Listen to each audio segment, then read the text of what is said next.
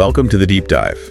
Today we're looking at something really interesting out of Cameroon. It's an initiative trying to fundamentally shift how political platforms get judged. Yeah, it's about bringing some serious high-level scientific thinking into, well, the often messy world of election campaigns. Our analysis comes from a transcript covering an article from My Business Media that's a key Pan-African platform focused on economics and innovation. Right. And this article from October 2025, it highlights an academic study, a really rigorous one, evaluating the economic plans for the upcoming presidential election. Okay, so let's unpack this a bit. Our mission here isn't just to give you a summary. We want to really dissect the approach. Understand the why behind it. Exactly. The context, the challenges in Cameroon that made this feel necessary, the academics involved, the actual methodology, how they did it. And the bigger picture implications, too. What does it mean to drop this kind of objective economic analysis right into a heated political debate? Well, it's incredibly relevant now. I mean, it tackles a problem many democracies face, right? Political debates often get stuck on slogans, on personalities. Ignoring the actual policy substance. Exactly. And this Cameroonian initiative, it tries to force a shift, to evaluate, credibility, feasibility, the likely impact of economic promises. Which, given the economic situation there, sounds crucial. It's more than important, it's almost a democratic necessity, especially with the kind of structural fragility the economy faces. And when you look at that backdrop, you really get the urgency.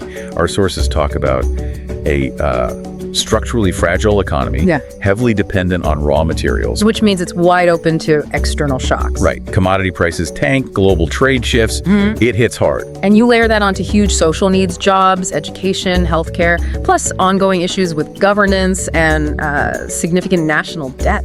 Yeah. So the study frames the core challenge for 2025 really clearly. It's not just managing things, it's about transitioning. Their words were toward a productive, inclusive, and durable economy. That word, transition, really tells you something about the scale of what's needed. It does, and it underlines why those campaign promises need serious vetting. So, who actually took this on? Who had the academic clout and, frankly, the nerve to step into this kind of politicized space? That would be the Program for Training in Economic Policy Management, the GPE. They're based at the University of Yaoundé II. And this wasn't just some quick report, right? No. It's a full-on study, formally titled Évaluation économique des programmes des candidats à l'élection présidentielle 2025 for Cameroon. And significantly, it was published as a book by the University Presses of Yaoundé. Okay, publishing it as a book signals a major academic commitment.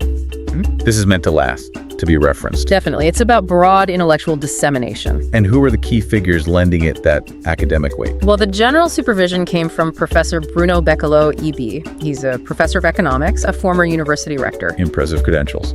Very. And he's also president of the Cameroonian Society of Agrégé. That's the highest academic teaching distinction there. It immediately signals this is about rigor, not politics. That adds a lot of credibility right off the bat. Absolutely. That scientific authority is key. And he worked with Professor Viviane ONDOUA BIWOLE. She directs the GPE and is a known expert in management sciences and governance. So you have the economics and the governance expertise. That's important. Crucial. They're not just crunching numbers. They're looking at the capacity to actually implement the plans.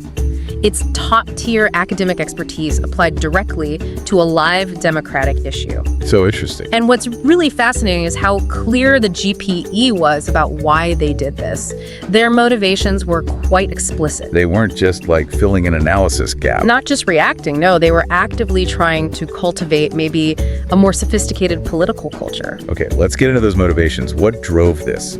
The first one, the primary stated goal, was all about citizen empowerment. They wanted to, and I'm quoting loosely here, give the elector means of appreciating the propositions. Basically, equip citizens to make a responsible choice. So pushing voters to look beyond the shiny campaign ads. Exactly. Demanding concrete, verifiable details. And if you arm the voter with that kind of data, that naturally leads to the second motivation, doesn't it? Raising the standards. Precisely. Rationalizing the electoral choice. It forces candidates to show the how, not just promise the what. Like you promise massive infrastructure. Okay, how are you funding it? Is it feasible? What's the timeline? Exactly. It grounds the debate in reality. And their third motivation was about international alignment. keeping up with global trends. Sort of. They explicitly mentioned the international trend of academically evaluating political programs, even citing economist Nordhaus and his work on politico-economic cycles. Oh, interesting. Yeah, they didn't want Cameroon to remain, as they put it, on the margins of this positive evolution. It shows a commitment to modern standards of transparency. So we've got the why the need, the experts, the drivers. Now the how. How did they actually manage to take these big, often vague political platforms and make them comparable? Let's get into the methodology. Okay, the technical side. They used a pretty powerful tool, multi-criteria decision analysis, or MCDA. MCDA. Right. Can you break that down simply? Think of it as a structured way to tackle a really complex problem, like comparing economic platforms, which have so many different dimensions. MCDA helps break that complexity down into simpler, measurable bits. Into elements you can actually score or evaluate. Exactly. Weighted elements and criteria. It's systematic. And what do they feed into this MCDA system? Just the campaign leaflets? No, and this is crucial for the rigor. The primary sources were official documents, the actual programs, manifestos, verifiable public statements from the candidates. Okay, the official stuff. But then, and this is key, they cross-reference those proposals against external independent data. From where? Places like Cameroon's National Institute of Statistics, the Ministry of the Economy, and, importantly, international bodies like the IMF and the World Bank. Ah, so that's the reality check, making sure the promises aren't just, completely detached from economic facts. Absolutely. Do the numbers add up against established forecasts and constraints? Got it. And to compare candidate A's plan for agriculture with candidate B's focus on tech, how did they standardize that? They created a common framework, a shared analysis grid, organizing all the policy proposals into 6 major areas. 6 buckets, basically. Kind of. They covered macroeconomic outlook, public finances, the financial sector, the productive sector that includes agriculture, industry, social development, so employment, health, education, and finally, governance and institutions. Using this matrix meant they could compare apples to apples, or at least analyze diverse proposals within a consistent structure. Okay, that makes sense. You organize everything first, but then how did they judge if a specific proposal within one of those buckets was actually any good? What were the specific yardsticks? Good question. They defined 5 core criteria for judging credibility. And importantly, under their MCDA framework, they weighted all 5 equally, 20% each. Equal weighting. Okay. What are the 5? First up, relevance. Does the idea actually address a real national need? And does it align with existing national strategies? They mentioned the SND 30 specifically. SND 30, that's the National Development Strategy for 2020 to 2030, right? That's the one. Yeah. So is the proposal relevant to current agreed upon national priorities? Okay, relevance. What's second? Feasibility. This is the big reality check. Is it actually doable? Considering the budget, the technical capacity, the institutional hurdles. Yeah, that's often where grand ideas stumble. High relevance, maybe high impact, but just not feasible financially or technically. Exactly. Third criterion, expected impact. What's the likely effect on growth, on jobs, on general well-being? They tried to estimate the probable outcomes. Okay, impact. Number 4. Capacity. This ties into feasibility, but it's more about the who and how. Do they have the people, the organizations, the administrative means needed to actually implement this? Or is there a clear plan to build that capacity? Right, you need the infrastructure, but also the human capital and systems. Precisely. And the 5th criterion looks backward, past experience. What's the track record of the party or the candidate when it comes to public management? Ah, so a bit of a show me the receipts criterion. You could put it that way. So those 5 relevance, feasibility, impact, capacity, and past experience together give you a pretty holistic view of a proposal's credibility. That's quite comprehensive. But, judging political ideas, even with criteria, can be subjective. How did they stop individual researcher bias from creeping in? They used a standard academic safeguard, a double coding system. Double coding. Yeah. Each proposal was assessed independently by at least 2 different GPE researchers using those 5 criteria. Only after they'd both done their independent scoring did they compare notes. If there were disagreements, they had harmonization discussions to try and reach consensus. And if they still couldn't agree? Then a third evaluator, an arbitrator, was brought in to make the final call. It's a standard method to boost objectivity and reliability. It shows they were serious about minimizing bias. That is impressive rigor. But it must have added complexity, especially given the time constraints you mentioned earlier. Definitely. And the study was open about its limits. The first one, as you say, was time. They only had 10 days for the entire analysis. 10 days for all that. Double coding, harmonization.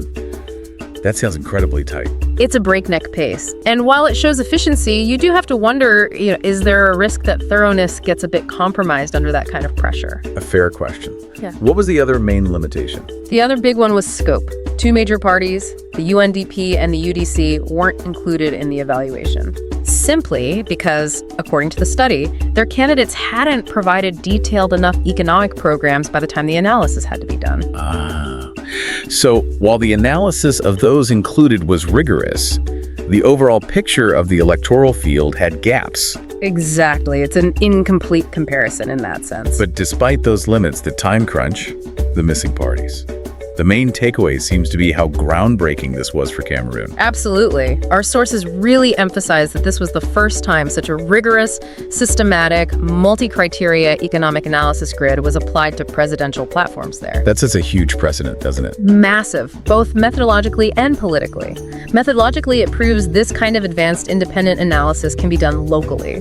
That could inspire similar work elsewhere. And politically. Politically, it sends a really clear signal. From now on, economic promises might face serious academic scrutiny, not just sound bites on the news. That's the real potential legacy here, maybe.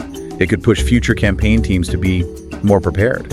Exactly. To produce more detailed, more realistic, more defensible economic programs, knowing they might be put under this kind of microscope, judged by objective criteria, not just rhetoric. Interesting. So if you zoom out, this evaluation isn't just a snapshot of the 2025 race. It could be a catalyst, actually helping the whole democratic debate mature a bit, forcing more focus on substance, on accountability. Which sounds like something the economy really needs. Desperately needs, based on the challenges outlined. Okay, so let's try to sum this up.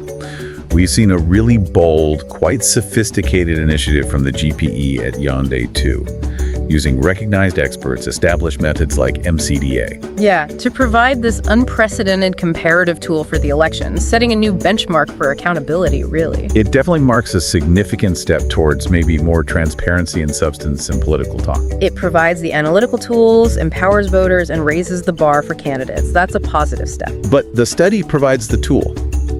The analysis is done. The really big question that leaves hanging, though, is what's the actual impact?